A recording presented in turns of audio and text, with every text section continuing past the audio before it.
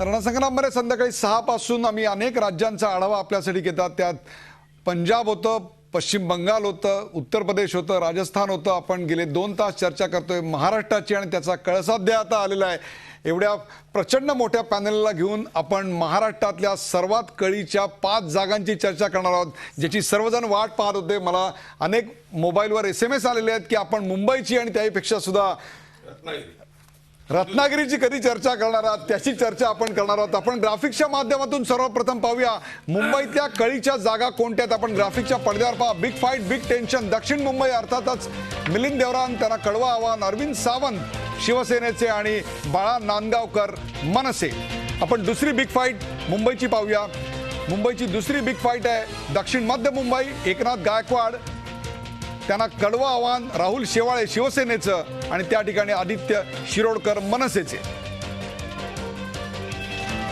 उत्तर मध्य मुंबई प्रिया दत्त विद्यमान खासदार, त्यांना फरहान आझमी सपा आणि त्याहीपेक्षा सुद्धा भारतीय जनता पक्षाच्या पूनम महाजन यांचं कडवं आव्हान त्या ठिकाणी त्यांना आहे। उत्तर पश्चिम गुरुदास कामत विद्यमान खासदार, त्यांना आव्हान शिवसेनेचे जुने जाणते नेते गजानन कीर्तिकर आणि आम आदमी पक्षाचे मयांक गांधी। अर्थातच सिंधुदुर्गाची फाईट काही क्षणात आपल्याला काही क्षणात आपल्या पडद्यावर येईल, परंतु मुंबईचा सगळा विचार करता मुंबईची चर्चा अत्यंत महत्त्वाची अशा करता आहे, कारण मुंबई हा महाराष्ट्राचा ट्रेंड ठरवत असतो असं कायम म्हटलं गेलेलं आहे। संदीप प्रधान, गेले अनेक वर्ष आपण मुंबईत पत्रकारिता करता, मुंबई अतिशय जवळून पाहिलेली आहे, या जागांबद्दल आपलं मत काय आहे? एक पहिलं असं आहे की गेल्या काही दिवसामध्ये आता वातावरण असं झालेलं आहे की ऑलरेडी निवडणुकीचे निकाल लागलेले आहेत। मोदी पंतप्रधान झालेले आहेत, मंत्रिमंडळाचं त्यांच्या वाटपही झालेलं आहे, ते निवासस्थान ठरलेलं आहे, त्यांचा पुढचा विदेश दौराही ठरलेला आहे। त्यामुळे अशा पद्धतीनेच सगळं पुढे घडलं तर मग ती लाट आहे मोदींची आणि मग त्या लाटेमध्ये मुंबईतले सगळे निकाल हे महायुतीच्या बाजूनी लागतील याच्याबद्दल काही वाद नाही। आणि मग आपण जी मगाचपासून महाराष्ट्रातल्या इतर वेगवेगळ्या जागांबाबत चर्चा केली की इथं कुणबी मतं आहेत, इथं मुस्लिम मतं आहेत, इथं अमुक फॅक्टर आहे, तिकडे तमुक फॅक्टर आहे, हे कुठलेही फॅक्टर अशा पद्धतीच्या निवडणुकीमध्ये मला नाही वाटत टिकून राहतील, मग ती मोदींची लाट असेल। आता मुंबईचा जर समजा आपण असा विचार केला की ही लाट थोडीशी आहे नाही याचा जर विचार करून थोडा विचार केला तर दक्षिण मुंबईच्या बाबतीमध्ये बोलायचं झालं तर दक्षिण मुंबईमध्ये आत्ता निश्चितच अरविंद सावंत यांची स्थिती ही मागच्या वेळी जेव्हा शिवसेनेच्या उमेदवाराची होती त्याच्यापेक्षा निश्चितच चांगली आहे। पण मगाशी जो मी मुद्दा उपस्थित केला तोच पुन्हा एकदा करतो की मनसे किती मतं घेणार हा मुद्दा या सगळ्या मतदारसंघामध्ये आहे। आणि त्यांनी मागच्यापेक्षा निम्मी जरी मतं घेतली, 60-70 हजार मतं घेतली, तरी सुद्धा मला असं वाटतं की ती सुद्धा एक धोक्याची घंटा आहे। आणि मनसेच्या दृष्टिकोनातून लोकसभा निवडणूक ही त्यांची प्रायोरिटीच नाही, त्यांच्यासाठी विधानसभा निवडणूक ही प्रायोरिटी आहे। पण मागच्या वेळेसारखे ते जर समजा काही उमेदवार पाडू शकले महायुतीचे तरी सुद्धा त्यांचा राजकारणातला इम्पॉर्टन्स हा टिकून राहतो आणि विधानसभा निवडणुकीत ते सुद्धा त्यांना मुंबईमध्ये बळ मिळतं। त्यामुळे जर समजा प्रिया दत्त यांच्या जागेबद्दल आपण काय सांगाल? नाही, प्रिया दत्त यांच्या जागेवरती स्ट्रेट फाईट आहे। आता तिथं असं आहे की प्रिया दत्त यांनी त्यांच्या मनसेने उमेदवार दिला नाही याचा फायदा आहे निश्चितच पूनम महाजन यांना त्याचा फायदा होऊ शकतो। विले पार्लेसारख्या ठिकाणी खूप मोठ्या प्रमाणावर मतदान झालंय आणि ते पूनम महाजन यांना झालंय अशी चर्चा मतदानानंतर आपल्या कानावर येते। आणि प्रिया दत्त यांनी त्यांच्याच 2 नेत्यांशी खूप वादविवाद केले, नसीम खान असतील, कृपाशंकर सिंग असतील, यांच्याशी त्यांचं पटत नव्हतं। पण तरी सुद्धा आपल्याला एक मान्य करायला लागेल, जसं विले पार्लेमध्ये मतदान वाढलंय तसंच चांदिवली आणि कालिना या 2 ठिकाणी सुद्धा मोठ्या प्रमाणावर मतदान झालंय। आणि दुसरं एक लक्षात घेतलं पाहिजे की विधानसभाची निवडणूक लगेच असल्यामुळे साहजिकच हे जे कोणी नाहीत म्हणजे नसीम खान असतील, कृपाशंकर सिंग असतील किंवा इतर महाराष्ट्रातले आमदार असतील, त्यांना जर उमेदवारी पाहिजे असेल तर त्यांच्या मतदारसंघामध्ये काय उमेदवाराला किती मतं मिळतात त्यांच्या पक्षाचा हा सुद्धा तेवढाच महत्त्वाचा मुद्दा मला वाटतं राहणार आहे। या 2 अतिशय महत्त्वाच्या मतदारसंघांचं विश्लेषण झाल्यानंतर मी जातोय मुंबई भारतीय जनता पक्षाचे अध्यक्ष सर्वेसर्वा असं म्हणू आपण ॲडव्होकेट आशिष शेलार, ज्यांच्या नेतृत्वाखाली ही निवडणूक आता लढवली जाते। या जागांबद्दल आपला अंदाज काय आहे? इथे कुठल्या प्रकारचं मतदान कोणाला झालं असं वाटतं? आता 10 ते 12 तास उरलेले आहेत, आपण स्पष्टपणे सांगायला काही हरकत नाही आहे की या ठिकाणी हे घडलं असावं? हे बघा, मुद्दा असा आहे की आज आपण 4 जागांवरची चर्चा करतोय. याचा अर्थ 2 जागा चर्चेत तरी आपल्याला असं वाटतात की सेना भाजपच्या लागल्या आहेत किंवा लागू शकतात, त्यामुळे त्या बाजूला काँग्रेसच्याही लागले आहेत. नाही, एक मिनिट ऐकून मला पूर्ण करू द्या ना. त्यांनी बिग फाईट म्हटलंय, जिथे फाईटच नाही त्या बीजेपीचे झाल्यात. त्यामुळे त्याच्यात चर्चाच नको करूया. आता फाईट मधल्या समाधान मानून घ्या. थोड्या वेळापुरतं आपण ही चर्चा केली तर मला असं वाटतं की तुम्ही एक मोदी लाटेचं जनरल वर्णन केलं. मी त्याचा एक पैलू सांगतो की सगळ्या लोकसभा मतदारसंघामध्ये सगळ्या गेल्या वेळेच्या तुलनेमध्ये 12, 13, 11% हे मतदान वाढलेलं आहे. आपण जर बघितलं, हा जर कल मतदारांचा वाढला आणि त्याच्याबरोबर 3 इन्सिडन्सेस मुंबईतले घेऊ. खारला सामान्य माणसाने पोलिसांवर अगदी चढाई करण्यापर्यंतचा केलेला हल्ला, आम्हाला मतदान करायला द्या, ती स्थिती घाटकोपर, ती स्थिती मुलुंड, ती स्थिती गिरगाव. याचा अर्थ मी हे केवळ टेस्ट केस घेतोय की सामान्य मतदाराला आम्हाला मतदान करायला संधी मिळाली पाहिजे. हे मुंबईतलं त्या दिवशीचं वातावरण होतं आणि झालेली वाढ ह्याच्यात अगदी ध्रुवीकरणाच्या भाषेत सांगायचं झालं तर मोदी हवेत किंवा मोदी नकोत, अशा अर्थाने मोदी नकोत असं ज्याला सो कॉल्ड म्हणलं जातं, ज्याला मी मानत नाही, मायनॉरिटी समाजाचं 2-3% मतदान काढलं तरी 8 ते 10% मतदान म्हणजे लाख मतांचं एक्स्ट्रा झालेलं आहे. ते काय सोनिया गांधीजींना प्रधानमंत्री व्हावं म्हणून झालंय का? राहुल गांधीजी बरे प्रधानमंत्री होतील म्हणून झालंय का? तर ते नाहीच होऊ शकत. म्हणजे काय म्हणून हे जे वाढलेलं लाख मतदान आहे ह्याचं लॉजिक त्या माणसाला काय असं वाटलं की मला बाहेर येऊन मतदान दिलंच पाहिजे, सकाळी 7 वाजता रांगेत गेलंच पाहिजे, मला मतदान नाही मिळालं तर मी पोलिसांची झगडा करेन. हा सगळा जो ट्रेंड आहे हा केवळ एकच गोष्टीचा होता, अभय देशपांडे. सेना भाजप मला वाटतं आणि या- मोदी. या निवडणुकीत मुंबईचं विभाजन 2 भागात केलं पाहिजे. म्हणजे मनसेचे उमेदवार असलेले 3 मतदारसंघ आणि मनसे लढवत नाही असे 3 मतदारसंघ. तर मनसे लढवत नसलेले 3 मतदारसंघ म्हणजे भाजपाचे मतदारसंघ.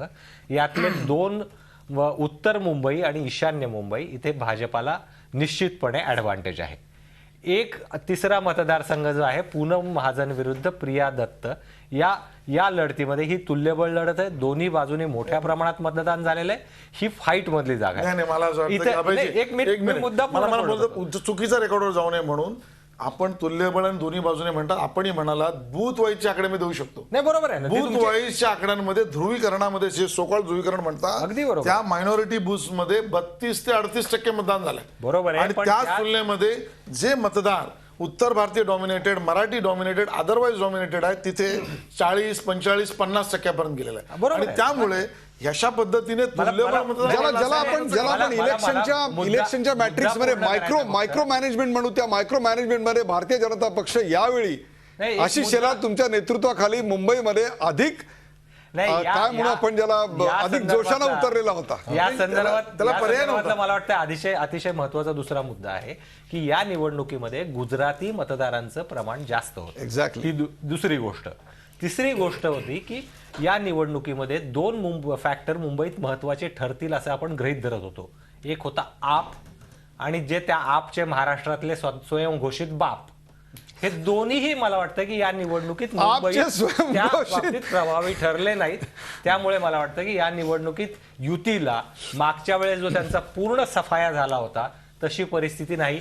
तशी एकदम उलटच चित्र होईल असं नाही, पण त्याच्या जवळपास पोहोचण्यासारखी स्थिती आज युतीकडे. अरविंद गोखले. मनसेच्याकडे आपण जर नुसतं मनसे आयसोलेटेड केस घेतली तर मनसेबद्दल संपूर्ण महाराष्ट्रात एक चित्र असं निश्चितपणानं उभं राहतं. ते असं आहे की मनसे ही शिवसेनेला पाडण्यासाठी उभी आहे किंवा काय. आणि त्यातून जे चित्र निर्माण झालेलं आहे की तो एक काहीसा राग हा लोकांमध्ये निर्माण झालेला आहे. आणि आज आपण जे गृहीत धरतोय की शिवसेनेच्या 12 जागा येतील किंवा 13 जागा येतील, त्यामागचं एक महत्त्वाचं कारण हे मनसेबद्दलचा असलेला राग हे त्याचं महत्त्वाचं कारण आहे असं मी मानतो. आणि त्याचंच परिवर्तन हे प्रकाश आपल्याला पवार. मुंबईमध्ये झालेलं दिसेल. मुंबईचं खास एक वैशिष्ट्य आहे आणि ते सर्वांनाच माहीत आहे. जर अमराठी आणि मराठी यांचं एकत्रीकरण झालं तर निकाल हा भाजप शिवसेनेच्या बाजूने फुल फॉर्ममध्ये लागतो. आणि शिवसेनेने मराठी लोक सांभाळली, भाजपने अमराठी सांभाळली आणि दोघांमध्ये म्हणजे मध्ये रेषा ठेवून सुद्धा युती घडवून आणली, हे त्यांचं गेल्या 20 वर्षातलं कौशल्य. Very interesting. मध्ये रेषा ठेवून सुद्धा हा शब्द फार महत्वाचा आहे. अग्रलेखाचा हिशोब त्या ठिकाणी आपण आता मांडूया नको, परंतु ही लाईन फार महत्वाची आहे. प्रकाश जोशी, तुम्ही काय सांगाल याच्याबद्दल? प्रकाश जोशी. मला असं वाटतं की मुंबईमध्ये जे आज मतदान झालं आहे ते प्रथम मध्यमवर्ग फार मोठ्या प्रमाणावर खाली उतरला आणि त्याला एकंदर जे वातावरण गेल्या 5-6 महिन्यात देशात तयार झालं, मग ते भ्रष्टाचाराच्या विरोधी असेल, मोदींची लाट असेल, या सर्वांचा परिणाम मुंबईतल्या मतदानावर झाला आहे. आणि दुसरं असं आहे की मुंबईतलं जर मतदान आपण गेल्या 20-25 वर्षाचं बघितलं तर ते कधी लाट निर्माणसारखं होतं. म्हणजे आता मागच्या जर बघितलं तर पूर्ण काँग्रेस आणि राष्ट्रवादी यांचे 6 उमेदवार जे होते ते निवडून आले. तशा प्रकारचं एका बाजूनं झुकणारं मतदान मुंबईत होतं असं साधारण आपल्याला दिसून येतं. त्यामुळे जर मोदी लाट असेल आणि आता जसं पवारांनी सांगितलं की मराठी आणि गुजराती माणसांचं जर युती झालेली असेल तर या 6च्या 6 जागासुद्धा शिवसेना भाजपला येऊ शकतात. विजय चोरमारे, आपण काय विश्लेषण कराल मुंबईच्या जागांचं? मुंबईच्या जागा म्हणजे मगाशी अभय देशपांडे म्हणले त्याच्याशी मी जास्त सहमत आहे. मनसेच्या जागा, मनसे लढत असलेल्या जागा आणि मनसे लढत नसलेल्या जागा हा यातला मोठा फरक आहे. आणि मनसेनं यावेळी ताकदीनं निवडणूक त्या ठिकाणी लढवली नाही, त्यामुळं आघाडीला आवश्यक तो फायदा मुंबईत सुद्धा मिळण्याची शक्यता फार कमी दिसते. मी जातोय आता. हा भाई जगताप, तुम्हाला सगळी टीका तुमच्यावर होऊन जाऊन दे, मग तुम्ही एकत्रपणे उत्तर द्या. शिवसेनेचा परफॉर्मन्स मुंबईमधला काय असेल? मागच्या वेळचा जो एक डाग लागलेला होता पराभवाचा, तो यावेळी नक्की पुसून काढणार का? 100% पुसला जाईल. त्याचं कारण मग अशी ज्यांनी सांगितलं की बारीक जरी रेषा असली तरी ती जे एकजुटीने ह्यावेळेला मध्यम उतरली. त्या रेषेच्या बाजूला अग्रलेख असतात. मध्यमवर्गीय अग्रलेखानंतरचा विषय. निवडणुकीमध्ये काय झालं आपण चर्चा करतो. तर ह्या वेळेला सर्वात महत्त्वाचं म्हणजे मध्यमवर्गीय नुसते मतदानाला उतरला भाग नाही, तर ह्या सुट्टी असताना सुद्धा गावाला जाण्याचं जे प्रमाण होतं, ट्रिपला जाण्याचं प्रमाण होतं, लोक म्हणे याला मी मतदान करणारच, आशिष बोलल्याप्रमाणे मतदान करणारच, असा एक ठाम निर्धार होता. आता एक आमची अरविंद सावंतची जागा आहे, तर मलबार रेल आणि गोपाळराव देशमुख मार्ग, ज्याला आपण सर्वसाधारण मराठी लोक पॅडर रोड म्हणतो, तिकडे मतदान 30 ते 35% व्हायचं ते 60-62% झालं. आणि अशा पद्धतीने लोक उतरले की काय झालं तरी आपल्याला याला काँग्रेसला इथून पाडायचंच असा एक निर्धार दिसत होता सगळ्या वातावरणात. याला 6च्या 6 जागा लागतील अशी परिस्थिती नक्की निर्माण झालेली आहे. ही परिस्थिती आहे तिथे, म्हणजे त्याबद्दल काही दुमत नाही. आणि माझे म्हणल्यापर्यंत तो 400 याला भाकरी उलटली जाणार. 6 वेळ गेल्यावर आणि 6 महायुती नक्की घेईल अशा प्रकारची ते राहुल शेवाळे यांची उमेदवारी लोकांनी स्वीकारलेलीच आहे. भाई जगताप, 6-0 म्हणजे लव, अशा प्रकारची इतकं लव तुम्हाला आयुष्यात मुंबईत कधी मिळालेलं नव्हतं. नाही, मला म्हणजे काय आशावाद राहणं किंवा एखाद्या गोष्टीबद्दल अशी स्वप्न पाहणं काय चुकीचं काय नाही. त्यांना पाहू द्या, म्हणजे गेली अनेक वर्ष ते पाहत आहेत आणि वस्तुस्थिती अजून 8 तासांनी समोर येईल. मुंबईच्या विशेष ज्याच्या बाबतीमध्ये चर्चा होते, ज्या साऊथ मुंबई बाबतीमध्ये आपण म्हणाला, आपण जे बाकीचं जे असं ध्रुवीकरण म्हणताय किंवा आणखी ज्याला काय जे काही शब्द वापरले तुम्ही ते, आपण एक गोष्ट प्रामुख्याने विसरता येते. असे साऊथ मुंबईमध्ये मागच्या वेळेला यांच्या मिलिंद देवराच्या विरोधामध्ये मोहम्मद अली नावाचा एक मुस्लिम उभा होता. त्याने सायझेबल मतं खाल्ली होती. माहिती करता सांगतो 37,000 मतं काढली होती. तरी सुद्धा मिलिंद देवरा 1,16,000 निवडून आले. हा फॅक्ट आहे. आता या वेळेला तिथे तो नाही आहे, म्हणजे तिथे मुस्लिम कॅन्डिडेट नाही आहे.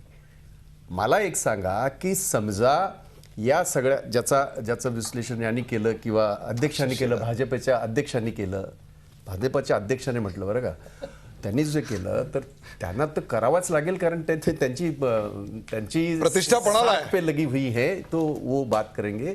पण वस्तुस्थिती अशी आहे की दक्षिण मुंबईचा एक वेगळा बाज आहे दक्षिण मुंबईचा, आणि त्या दक्षिण मुंबईचा जो वेगळा बाज आहे तो आपल्याला या ठिकाणी दिसेलच. आणि मला या ठिकाणी जे 6-0 वगैरे काय जे म्हटलं जात आहे, हा 6-0 हा कधीच मुंबईमध्ये नव्हता. पहिली वेळ झाला जो आम्हीच केला.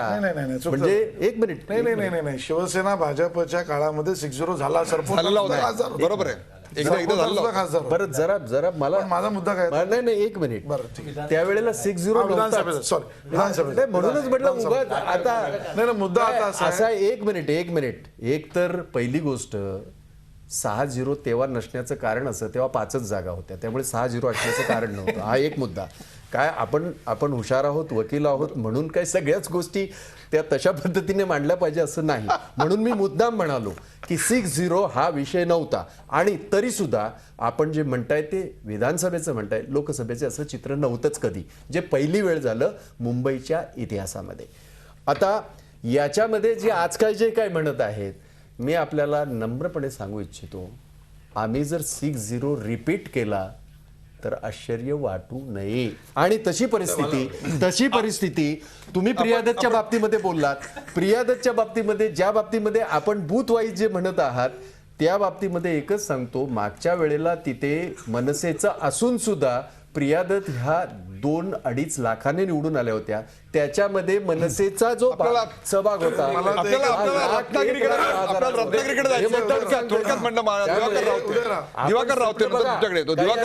उद्धवजी आता हे मुस्लिम मतावर किती अवलंबून आहे ध्रुवीकरण म्हणालात म्हणून मी म्हणालो.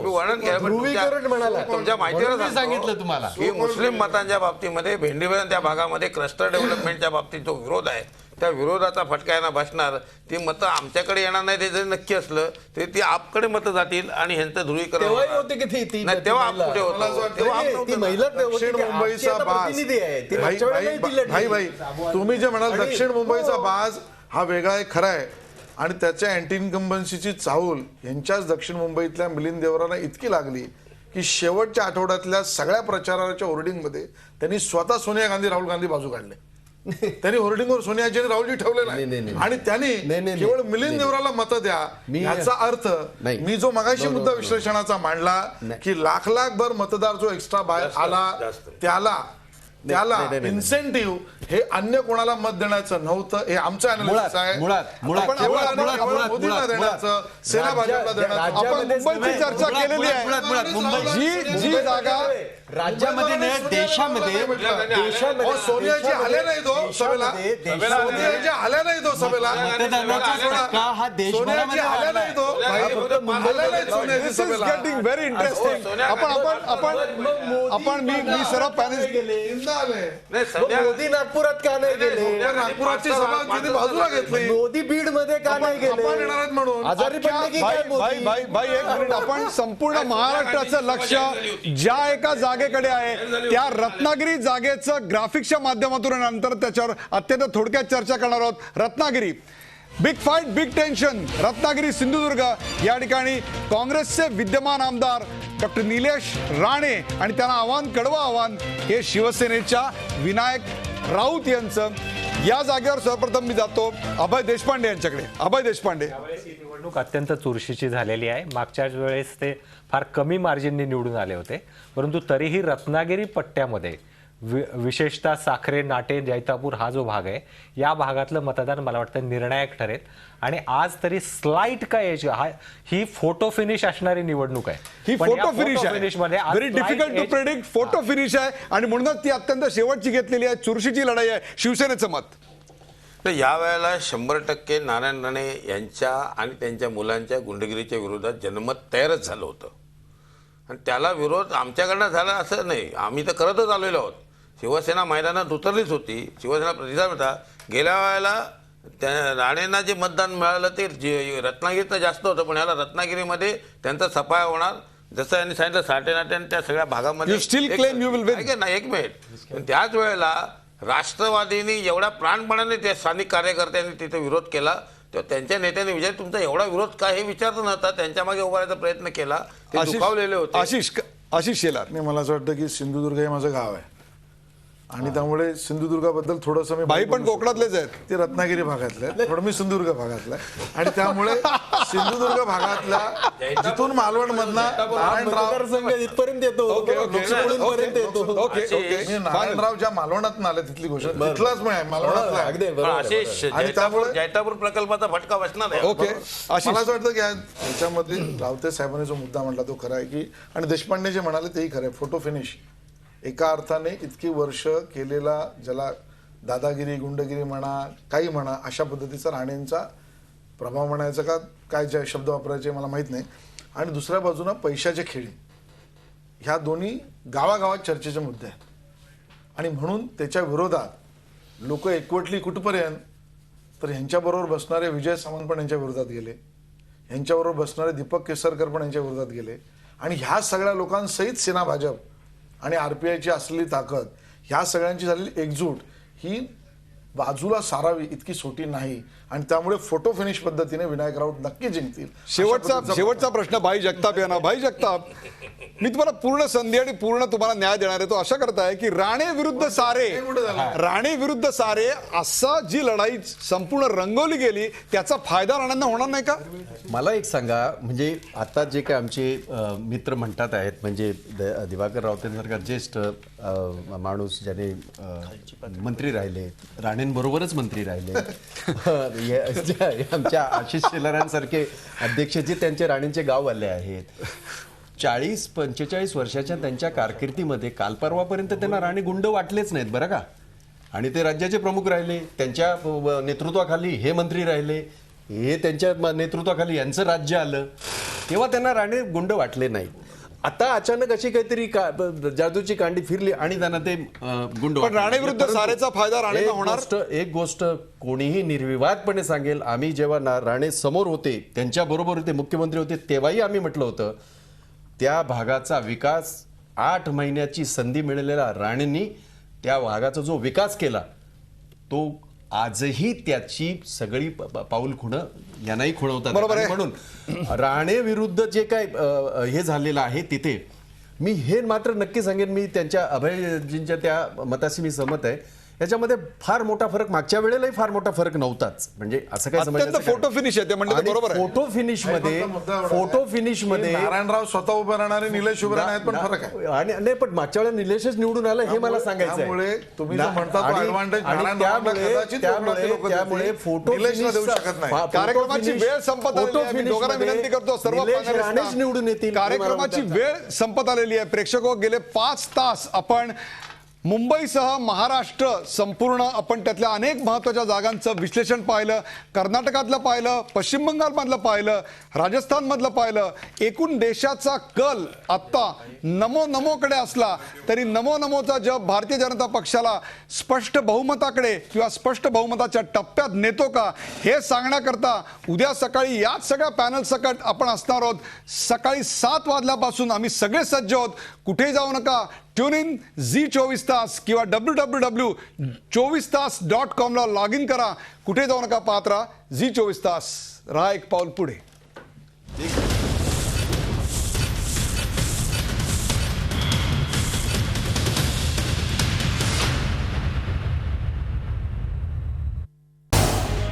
झी24 तास रहा एक पाऊल पुढे.